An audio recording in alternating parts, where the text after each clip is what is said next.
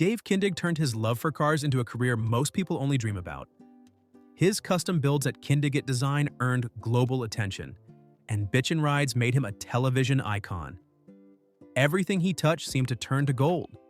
But success often comes with shadows, and soon the smooth ride took a rough turn. Lawsuits, business issues, and behind-the-scenes problems began to shake everything he had built. Fans were left asking what went wrong. Today, we take a closer look at the story behind the headlines and uncover what really happened to Dave Kindig. He got his first taste of real work in garages where the air was heavy with oil and regret, where guys swore more than they smiled. Every bolt fought him, every job ran longer than it should have, and every paycheck disappeared before the month was over. But somewhere in all that, he fell in love with the grind. The smell of metal, the hiss of a torch, the quiet satisfaction when something broken came back to life. That was where he belonged. He wasn't chasing fame or trying to get rich. He just wanted to build something beautiful, something that could outlive him. Kindig-It Design didn't start as a company, it started as a risk. A rented space in Salt Lake City, cracked concrete floors, and tools that should have been replaced years ago. The first cars weren't glamorous, they were rusted-out hulks dragged in by customers who didn't have much faith left. But Dave took them on anyway. He stayed late after everyone left, crawling under chassis, cutting out panels, welding until sparks painted his arms. The lights in the shop stayed on deep into the night, running on fumes and stubbornness. It started quietly, just a few clients whispering that something wasn't right. More than 30 chiropractors and wellness professionals from across the US had joined forces to commission a custom 1974 Dodge Charger from Kindig-It Design. It was supposed to be a showpiece, a $700,000 work of art.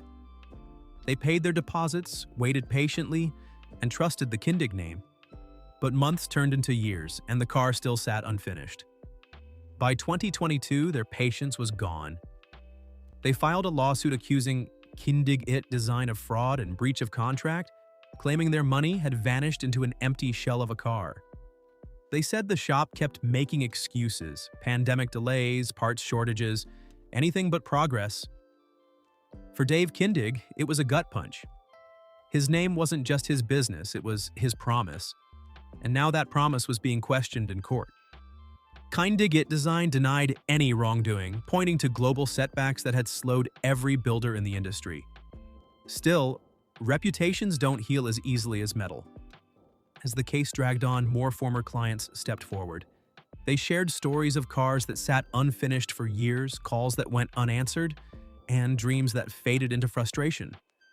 One said he had waited 3 years for a Camaro that never moved. Another said he had lost faith in a man he once admired. The shop was still running, but something had changed.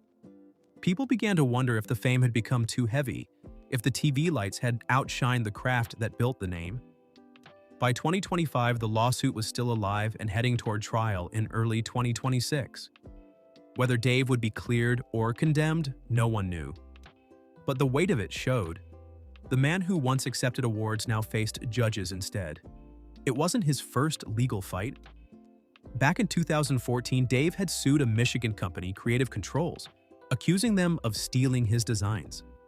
That case stretched on for years before both sides quietly dropped it in 2017. It taught him that even when you win, you lose something in the process. When Bitchin Rides first aired in 2014, life seemed simpler. The show turned him into a household name. His creativity, leadership, and perfectionism captivating millions. But fame brought pressure. Every build had to be flawless, every mistake caught on camera. By early 2025, the show was canceled. Rising costs and competition finally caught up. Dave announced the end quietly online, thanking fans and promising that Kindig-It Design would continue. Inside the shop, the silence after filming ended was strange, but also grounding. No cameras, no deadlines, just the sound of real work again.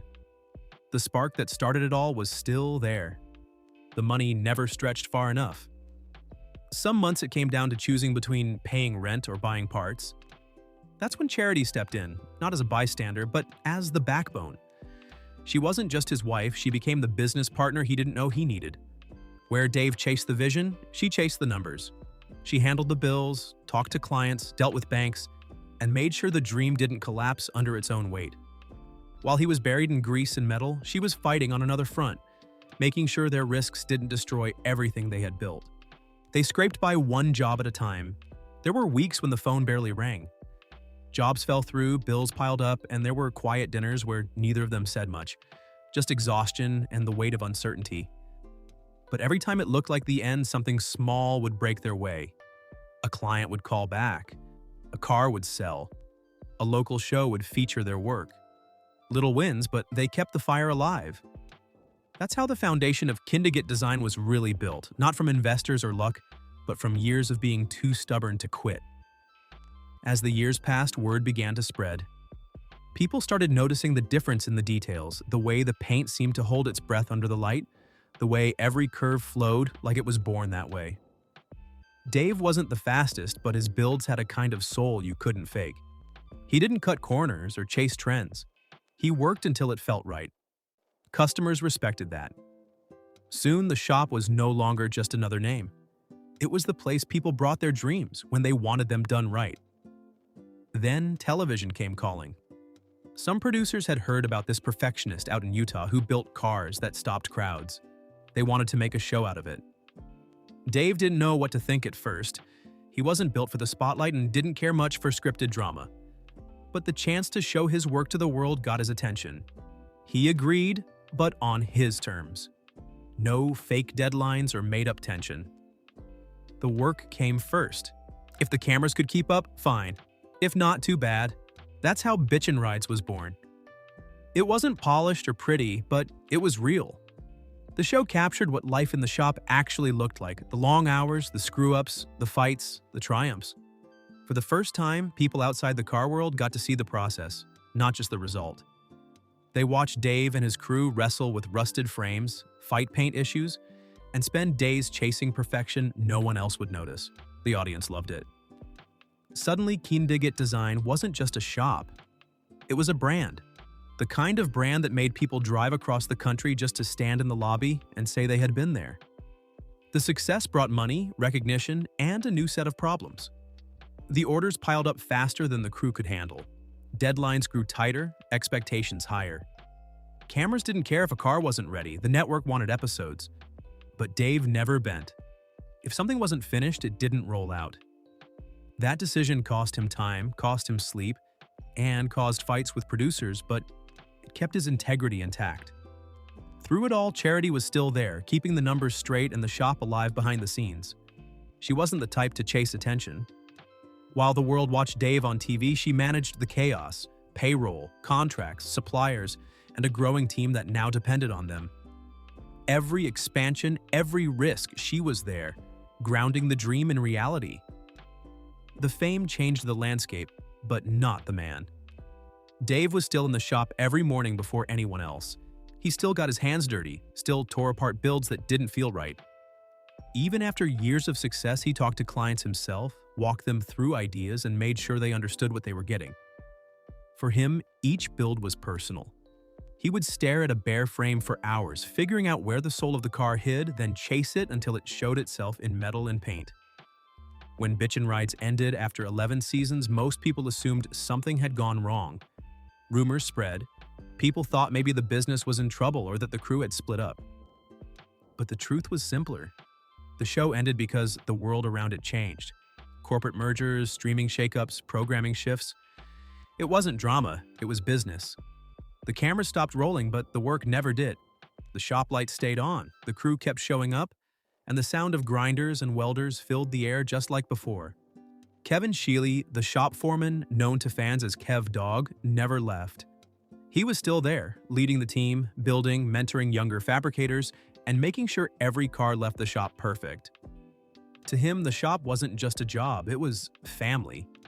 And for everyone there, the show was just a chapter. The real story was always the grind. After the cameras left, something shifted. Without the deadlines and production schedules, Dave and his team could breathe again. They poured everything back into the builds. They started working on something bigger, a car that could define the next era of the shop. That's when the CF1 Corvette came to life, a modern take on a classic soul hand-built from the ground up, crafted with precision that bordered on obsession. It wasn't a one-off project. It was a statement, proof that Kindig-It Design had outgrown the limits of custom work and stepped into manufacturing. The first CF1s rolled out to stunned crowds and sold for prices that made even industry veterans stop and take notice. Six-figure sales became 7, and the business began to evolve into something far more powerful. Dave had turned his art into a brand and his brand into a legacy.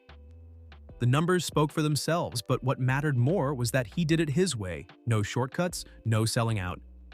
By 2025, the company was bigger than ever. The show was gone, but the shop was thriving. Orders kept coming in, merchandise sales grew, and their online presence turned into a quiet marketing machine.